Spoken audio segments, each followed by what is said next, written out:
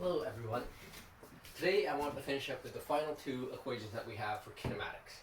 And these two are the two more difficult ones. They have more variables and they're a little bit harder to memorize than the first few that we covered. The first one is change in position. We remember this from our previous formulas. Change in position is VOT. Remember VOT is the same as VIT.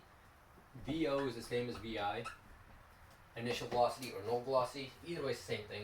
I just begin to write VO in some of my equations. I don't know why. I think it just makes it easier to memorize, but that's just me. So this one is change in position is VOT plus half AT squared. And I don't want to derive the whole thing again because I mean at least for me it's a little bit easier to just memorize it rather than try to derive the whole thing on the spot. Because it's a little bit of a complex one to derive, but this is a really handy equation, extremely handy. I found out that of all the kinematics equations I've used, this one in particular is the most helpful. And before we dive into this, I just want to write down the second one, which is VS squared is equal to VO squared plus 2A change in X. Okay, the first one, let's just break it into everything we know. We have change in position, right? That same thing. Our displacement, we've seen that over and over again, is our initial velocity times our time. So you're going to take whatever initial velocity is given, or unless you're solving for initial velocity, but if you are given initial velocity, multiply that by the time factor that you're given. Unless, again, you're solving for time. And you have half, that's pretty simple. We know what half is. Times our acceleration, times our unit of time squared. Notice right here, it's important to remember that it's only the time being squared. It's not half AT squared in parentheses.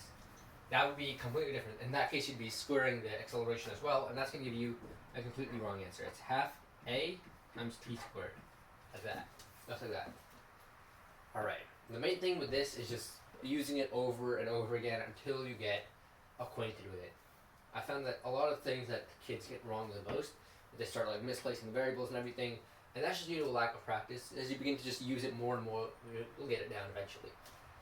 The next one is this one. And this is the very last kinematics equation that we have. It's going to be our final velocity squared. So square that value is going to be equal to our initial velocity squared plus 2a. So this 2 is, again, like serving the same thing as our half here. It's just 2.5, you know, pretty simple. Acceleration, if you're given that, or if that's what you're solving for, times our change in position. And the main thing with this one's not as hard to use as this. It's a lot simpler, probably because you're doing less multiplying and all. But the main thing with this is memorizing this one. I found it's really hard for a lot of kids to memorize this one in particular. I'm not exactly sure why. But yeah, those are the main two formulas. The main thing with them, or the main last two formulas, the main thing with these ones is just getting them down, memorizing them, and using them over and over again until you really have them drilled down and you know them for sure. That's all we have today. Next time we'll be moving on a little bit from kinematics to explore some of the other things going on. Thank you.